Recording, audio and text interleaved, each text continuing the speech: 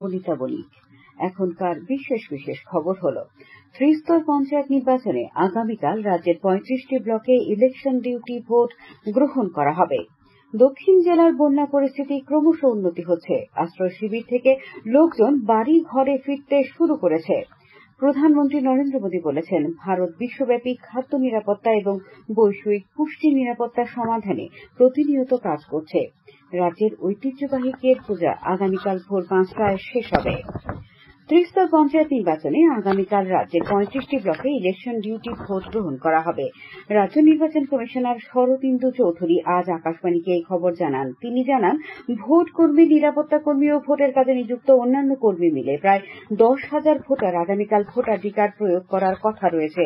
পঞ্চায়েত নির্বাচনে গোমতী জেলার 1,501 জন ভোট কর্মী আগামীকাল ইলেকশন ডিউটি ভোটাধিকার প্রয়োগ করবেন।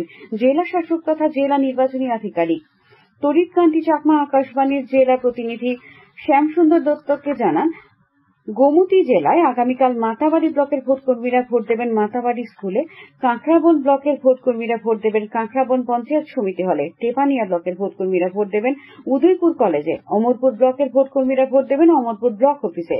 উল্লেখ্য, গোমতী জেলায় জেলা পরিষদের 13টি আসন, পঞ্চায়েত সমিতির 48টি আসনের মধ্যে 32টি আসন ও গ্রাম পঞ্চায়েতের 736টি আসনের মধ্যে 109টি আসনে ভোট গ্রহণ করা হবে। পঞ্চায়েত নির্বাচনকে সামনে রেখে আজ কৈলাসহর সার্কিট হাউসের কনফারেন্স হলে সাধারণ প্রশাসন ও পুলিশ এবং বিভিন্ন নিরাপত্তা বাহিনীর আধিকারিকদের এক বৈঠক অনুষ্ঠিত হয়। বৈঠকে আগামী 8ই আগস্ট পঞ্চায়েত ভোট এবং আগামী 12ই আগস্ট ভোট গণনা পর্ব নির্বিঘ্নে ও শান্তিপূর্ণভাবে সম্পন্ন করার বিষয়ে বিস্তারিত আলোচনা হয় এবং তথ্যচিত্র উপস্থাপন করা হয়। বৈঠকে উপস্থিত ছিলেন ঊনকোটি জেলার জেলা শাসক দিলীপ কুমার চাকমা, পুলিশ সুপার কান্তা জাহাঙ্গীর সহ পদস্থ আধিকারিকেরা। তাছাড়া Assam rifle, CRPF, police, TSR, BSF প্রভৃতি বাহিনীর কর্মকর্তারা এতে অংশ নেন। বৈঠক শেষে ঊনকোটি জেলা শাসক দিলীপ কুমার চাকমা আকাশবাণীর জেলা সংবাদদাতা অনুপম ভট্টাচার্যকে জানান, পঞ্চায়েত ভোটে ভোটাররা যাতে নির্ভয়ে ও ভয়মুক্ত পরিবেশে ভোটাধিকার প্রয়োগ করতে পারেন এ লক্ষ্যে যথাযথ ব্যবস্থা নেওয়া হয়েছে। সিপাহীজলা জেলার 6টি ব্লকেও আগামীকাল ইলেকশন ডিউটি ভোট গ্রহণ করা হবে। এই ভোট দেওয়ার জন্য আবেদন করেছেন 1,404 জন। সিপাহীজলা জেলার অতিরিক্ত জেলা শাসক সুব্রত মজুমদার আজ আকাশবাণীর জেলা প্রতিনিধি অভিজিৎ বর্ধনকে এক সাক্ষাৎকারে এই কথা জানান। তিনি জানান, রাজ্য নির্বাচন কমিশনের সূচি অনুযায়ী সকাল 10টা থেকে বিকেল 4টে পর্যন্ত ইলেকশন ডিউটি ভোট গ্রহণ করা হবে। দক্ষিণ জেলার জেলা শাসক স্মিতা মল MS আজ জোলাইবাড়ি ও সাঁতরাত ব্লকে পঞ্চায়েত নির্বাচনের গণনা কেন্দ্র ও স্ট্রং রুম পরিদর্শন করেন। জোলাইবাড়ি ব্লক পরিদর্শনকালে রিটার্নিং অফিসার মানুষ ভট্টাচার্য, সহকারী রিটার্নিং অফিসার সুজিত দাস ও সাঁতরাত ব্লকের রিটার্নিং অফিসার অনুপম দাস ও সহকারী রিটার্নিং অফিসার মধুসন্ধ্যা দাস জেলা শাসককে পঞ্চায়েত নির্বাচনে ভোট গ্রহণ ও গণনার প্রস্তুতি সম্পর্কে বিস্তারিত অবহিত করেন। 2 ব্লকের গণনা কেন্দ্র ও স্ট্রং রুম দেখে জেলা শাসক সন্তোষ প্রকাশ করেন। ত্রিস্তর পঞ্চায়েত নির্বাচনে আগামীকাল উত্তর জেলার 4টি ব্লকেও ইলেকশন ডিউটি ভোট গ্রহণ করা হবে। পানিসাগর ব্লকে 237 জন, যুবরাজনগর ব্লকে 286 জন, কদমতলা ব্লকে 304 জন এবং কলাছড়া ব্লকে 292 জন ভোটকর্মী আগামীকাল ভোট দেওয়ার জন্য আবেদন করেছেন। ভোট গ্রহণের পর আগামীকালই ব্যালটগুলি সংশ্লিষ্ট ব্লকের স্ট্রং রুমে রাখা হবে। দক্ষিণ জেলার বন্যা পরিস্থিতি ক্রমশ উন্নতি হচ্ছে বলে জানিয়েছেন জেলা শাসক স্মিতা মল MS। তিনি জানান, বিপদসীমার নিচে বইছে মুহুরী, লাউগাং ও ফেনী নদীর জল। গতকাল রাত পর্যন্ত শান্তিরবাজার মহকুমায় 9টি আশ্রয় শিবির খোলা হয়েছিল।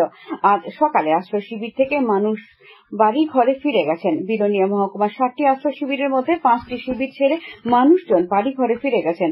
আমজাদনগর হাই স্কুলের আশ্রয় শিবিরে 119 জন ও উত্তর সোনাইছড়ি রামচন্দ্র রিয়াংপাড়া স্কুলে 17 জন রয়ে গেছেন বলে জানান বিলোনিয়ার মহকুমা শাসক রিঙ্কু লেথার।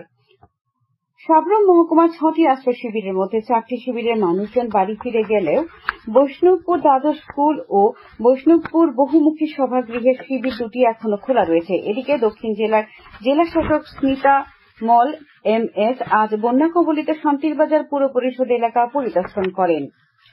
কেন্দ্রীয় স্বরাষ্ট্রমন্ত্রী অমিত শাহ সমস্ত নাগরিকদের হর ঘর তিরঙ্গা প্রচার আন্দোলনকে আরও জোরদার করার এবং উৎসাহের সঙ্গে অংশগ্রহণের আবেদন করেছেন। সামাজিক মাধ্যমে শ্রী শাহ জনগণকে 9 থেকে 15 আগস্টের মধ্যে তিরঙ্গা উত্তোলন করতে এবং তাদের বাড়িতে এটি প্রদর্শন করতে বলেন। তিরঙ্গার সাথে একটি সেলফি তুলে হর ঘর তিরঙ্গা ওয়েবসাইট harghar-tiranga.com এ আপলোড করার জন্য কেন্দ্রীয় স্বরাষ্ট্রমন্ত্রী জনগণের কাছে আবেদন জানান। প্রধানমন্ত্রী নরেন্দ্র মোদী বলেছেন 50,000 কোটি টাকারও বেশি ব্যয়ে 8টি national high speed road corridor প্রজেক্টের কেন্দ্রীয় মন্ত্রিসভার অনুমোদন দেশের অর্থনৈতিক প্রবৃদ্ধির উপর বহুগুণ প্রভাব ফেলবে এবং কর্মসংস্থানের সুযোগ বাড়াবে।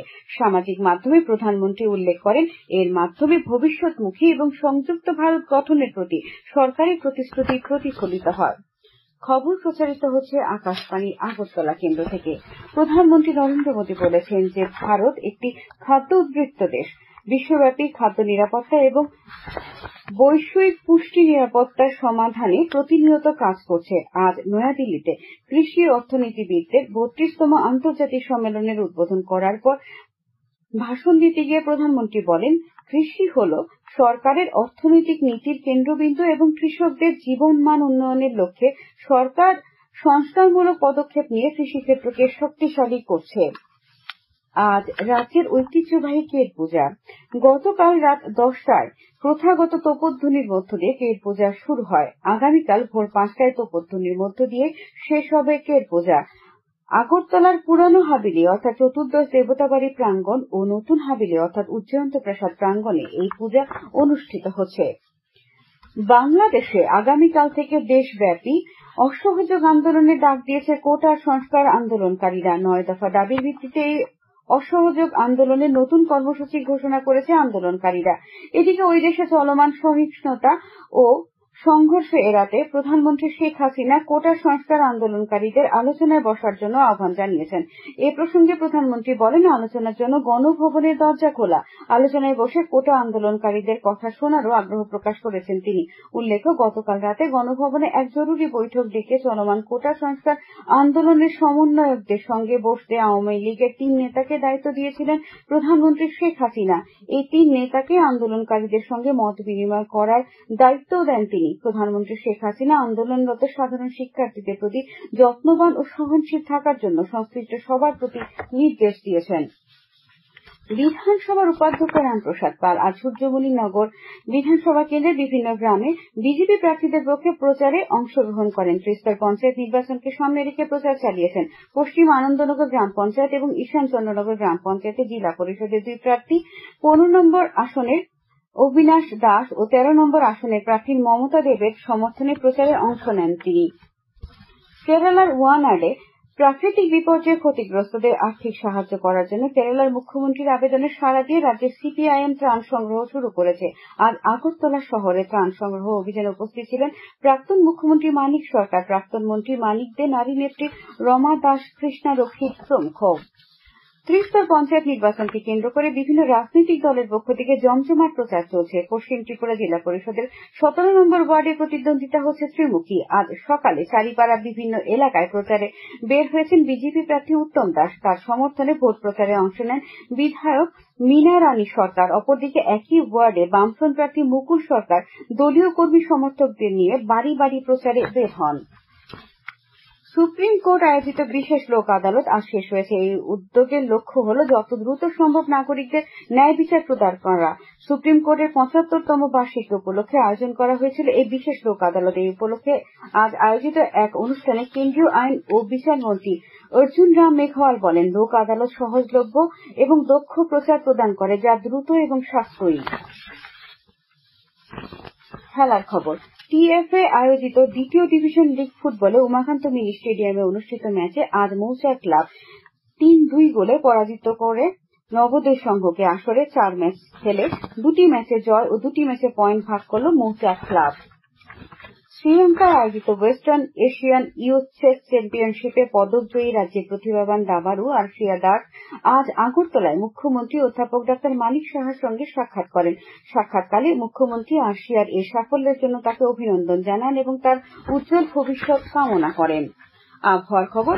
ভারতীয় আবহাওয়া বিভাগ আগামী 5ই আগস্ট ত্রিপুরা, মিজোরাম ও মণিপুরে অতি ভারী বৃষ্টিপাতের সতর্কতা জারি করেছে। তাছাড়া আগামী 10ই আগস্ট পর্যন্ত রাজ্যের বিভিন্ন স্থানে ভারী বৃষ্টিপাতেরও সতর্কতা জারি করা হয়েছে। আগামীকাল আকাশ সাধারণত মেঘাচ্ছন্ন থাকবে। আগামীকাল তাপমাত্রা সর্বোচ্চ 32 ডিগ্রি সেলসিয়াস এবং সর্বনিম্ন 23 ডিগ্রি সেলসিয়াসের কাছাকাছি থাকবে। আজ দিনের সর্বোচ্চ তাপমাত্রা ছিল 31.2 ডিগ্রি সেলসিয়াস এবং সর্বনিম্ন 25.7 ডিগ্রি সেলসিয়াস। শেষ করার আগে বিশেষ বিশেষ খবরগুলি আরেকবার। ত্রিস্তর পঞ্চায়েত নির্বাচনে আগামীকাল রাজ্যের 35টি ব্লকে ইলেকশন ডিউটি ভোট গ্রহণ করা হবে। দক্ষিণ জেলার বন্যা পরিস্থিতি ক্রমশ উন্নতি হচ্ছে। আশ্রয় শিবির থেকে লোকজন বাড়ি ঘরে ফিরতে শুরু করেছে। প্রধানমন্ত্রী নরেন্দ্র মোদী বলেছেন, ভারত বিশ্বব্যাপী খাদ্য নিরাপত্তা ও বৈশ্বিক পুষ্টি নিরাপত্তার সমাধানে প্রতিনিয়ত কাজ করছে। রাজ্যের ঐতিহ্যবাহী কের পূজা আগামীকাল ভোর 5টায় শেষ হবে। স্থানীয় সংবাদ আজকের মতো এখানেই শেষ হলো।